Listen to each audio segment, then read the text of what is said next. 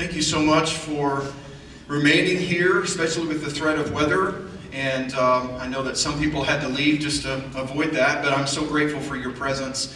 I hope that you will enjoy the remainder of the performance. These students, I have been so impressed with them. I think Megan mentioned only 14 hours to prepare 7 pieces. And that is a remarkable feat, especially when you hear the complication that some of these pieces hold.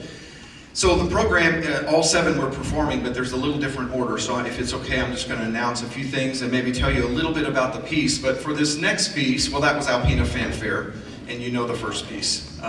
So this third piece is a new piece, only 3 years old. It was written by a friend of mine, and it was actually a surprise to me and to Baylor. And he's here. I asked him if he would consider coming from Ann Arbor, Michigan, where he lives. He's on the faculty at the University of Michigan. I realize that's a bad word, perhaps, in the state of Ohio. But nonetheless, we're all safe because we're musicians. We can love one another, even if we're not on the football field. Okay, so let's get that out of the way. But I thought it would be helpful for you to hear just a little bit. One, that you could see him, and feel free to talk to him afterwards. But I've asked him if he would say a few words about Canticles. So this is Paul Dooley. Please welcome him. Thank you.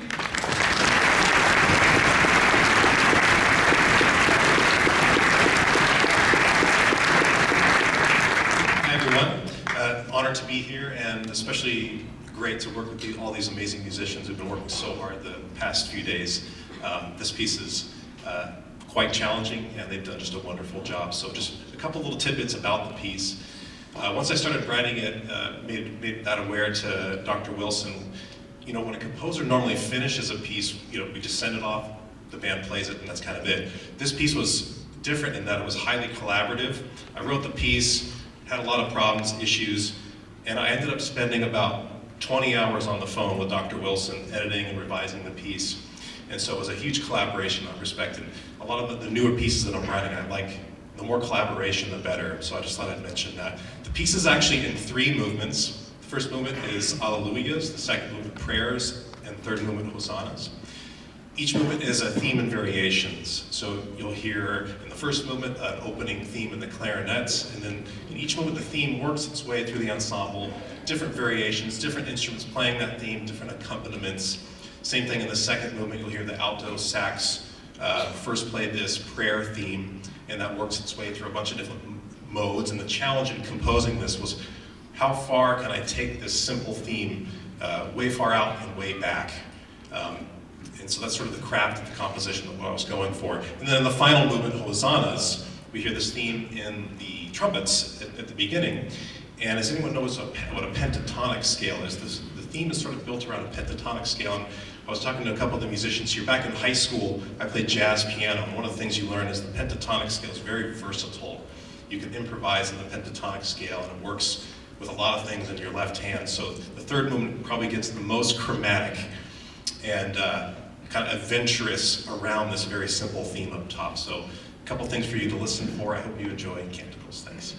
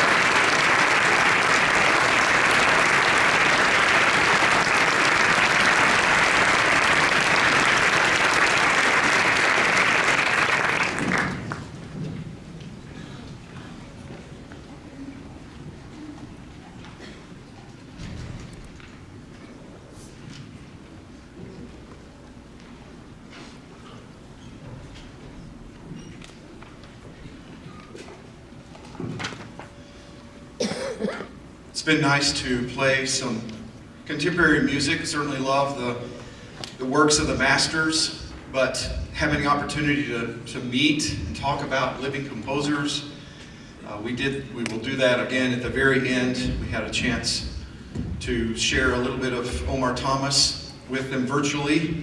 Talk more about that. This next work is very different than what you've heard. This is a powerful work written by composer Chang-Soo Ko. He lives in Japan, was born there, and still continues to teach and conduct. Writes a lot of band music, some very challenging, some a bit easier. This is probably a grade 4 plus or so. As you might expect, just from the title, this is a heavy piece at times. But grieving over something, mourning, doesn't always mean that it's ugly. And yet there's some moments that you just feel like you're ready to scream. And there are moments like that here. But there's some extreme, intimate, tender, reflective moments. It truly is a powerful, emotional journey, even in a 5-minute work. It is 2002 was its inception, and still is getting a lot of play, although it's permanently out of print right now, but I've heard from the publisher that they're wanting to get this back going. So I hope you enjoy. This is a beautiful piece, and it's just the colors. I think Chang-Soo Ko is one of these composers like Alfred Reed. I'm sure some of you band directors know that name, and how he orchestrates the band to sound so rich. And I think Chang-Soo Ko is very similar in that regard. At Baylor, we're playing a piece of his for our closing piece at the National College Band Directors Conference coming up at the end of March. I love Chang-Soo Ko's writing, and I hope that you do too. Here's Lament.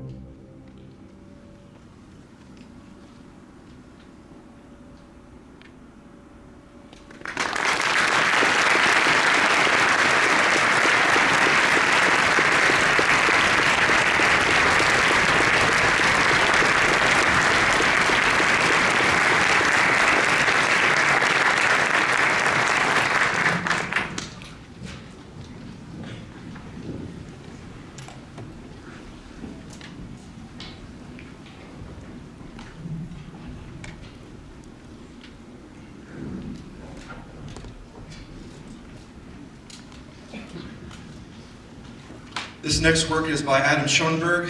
He's an LA composer, Grammy nominated, an amazing person. Writes so many wonderful pieces, strong person, composer, husband, father, just the whole package deal. And so out of the ashes we rise, literally. This is the first movement, Beginnings.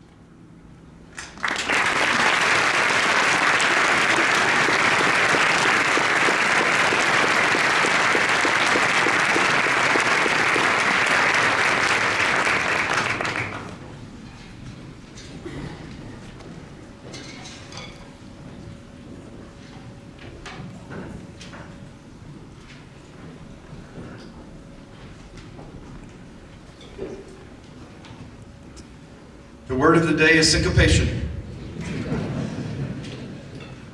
I hope you're enjoying the diverse music that we're offering. This is going to change paces again, and we'll do it on the last piece. I love the different colors. There's a quote that I had the students speak about, is the more colors we bring to the music, the more we affect others emotionally. It's more than just about displaying technique, although that's part of it. But it's how we feel as musicians, and part of our challenge and our opportunity is to hopefully convey that to the audience and to those that hear.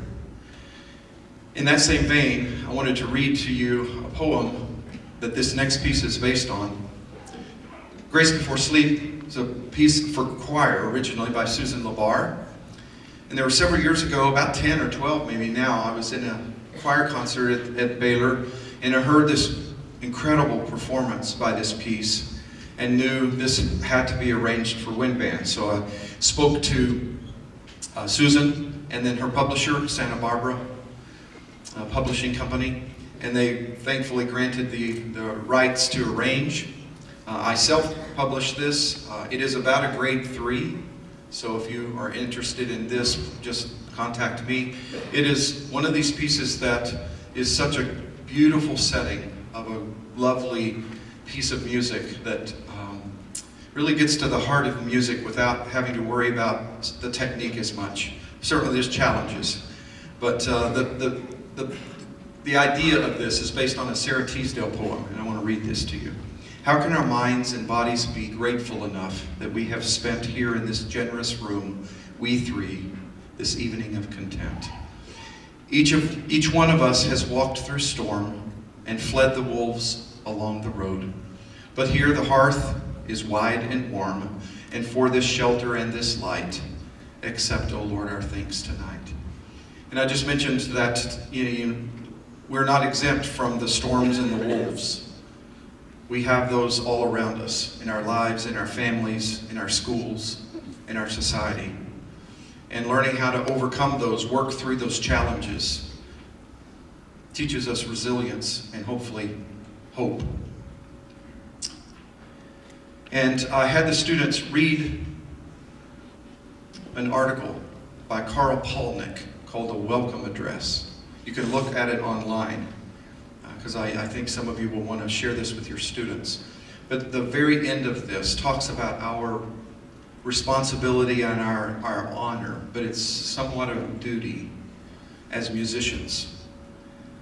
And I know you're going to understand this, so I guess there's a little bit of preaching to the choir here, but this is a very poignant way of Dr. Palnick's way of writing. If we were a medical school and you were here as a med student practicing appendectomies, you'd take your work very seriously because you would imagine that some night at 2 a.m. someone is going to waltz into your emergency room and you're going to have to save their life. Well, my friends, someday at 8 p.m. someone will walk into your concert hall and bring you a mind that is confused, a heart that is overwhelmed, a soul that is weary. Whether they go out whole again will depend partly on how well you do your craft. You're not here to become an entertainer, and you don't have to sell yourself. The truth is, you don't have anything to sell. Being a musician isn't about dispensing a product like selling used Chevys. I'm not an entertainer. I'm a lot closer to a paramedic, a firefighter, a rescue worker. You're here to become a sort of therapist for the human soul, a spiritual version of a chiropractor, physical therapist, someone who works with our insides to see if they get things to line up, to see if we can come into harmony with ourselves and be healthy and happy and well. And frankly, ladies and gentlemen, I expect you not only to master music, I expect you to save the planet. If there is a future of peace for humankind, if there is to be an understanding of how these invisible internal things should fit together, I expect it will come from the artists, because that's what we do. Here's Grace Before Sleep.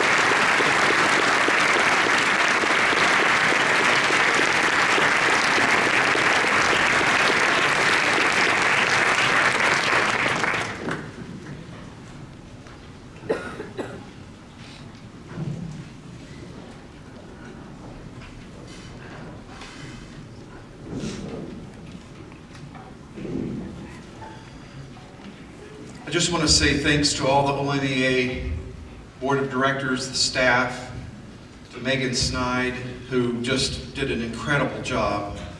Truly one of the best organizers I've ever worked with. And this has been just an absolute delight to be here for the last few days. And I was looking forward to this for some time, and this has been just a beautiful event. And there's a lot of excitement in the air, I can tell. Just the people that I've met here, people that I was able to meet in the clinic yesterday with the conducting techniques, etc. And I just want to say thank you to everyone being so welcoming. For the parents, thank you so much for all of your dedication, your sacrifices, and as a parent of 4 children, we know that that goes along with being a parent, is making sacrifices. So thank you, all of our directors, our private teachers, our administrators, you guys, thank you so much for all of the work that you are not paid for, you are not compensated for all the hours that you spend. And all of that is because of your concern and your care and the love that you have for your students. Years ago, this has been 40 years ago, it seems like now, deciding what field do I enter, I don't regret it at all. And I hope that you don't either. There are certainly challenges. Educators today are facing many wolves and storms. And so I just want to say thank you for your commitment and for your desire to get better by coming to these conferences. We welcome you in Texas whenever you're wanting to come. Next week is TMEA, and if you haven't been there, please think about that for the future. It's another wonderful conference. This, as you know, is Black History Month, and I think that it's appropriate to end our program with a piece that many of you know by Omar Thomas, lives at Austin. I've collaborated with him several times. He's a dear, dear friend and colleague, and I love him.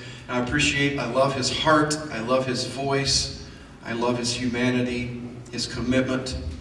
In 2015, there was a tragedy, and for some of you that don't know the story, these are his words, so I just want to preface this last work.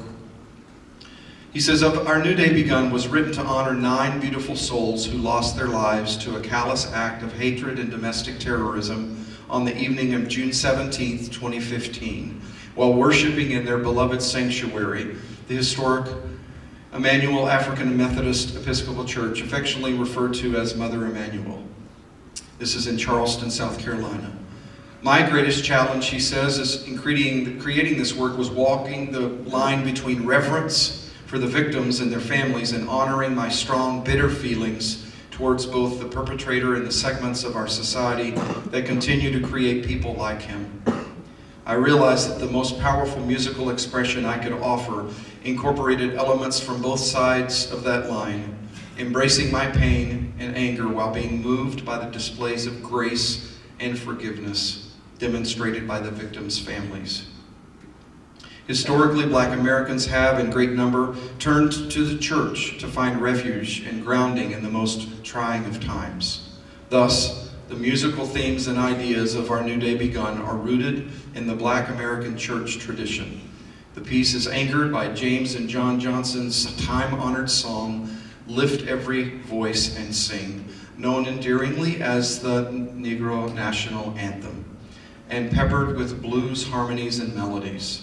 Singing, stomping, and clapping are also prominent features of this work, as they've always been a mainstay of Black music traditions, and the inclusion of the tambourine in these sections is a direct nod to Black worship services. There's more, but he talks about the last half of the piece turns hopeful, and the last note grows from a unison concert F. It says, "From a distant hum to a thunderous roar, driven forward by march-like stomping to represent the ceaseless marching of Black Americans toward equality." Here is Omar Thomas's "Of Our New Day Begun." And again, thank you so much for being here.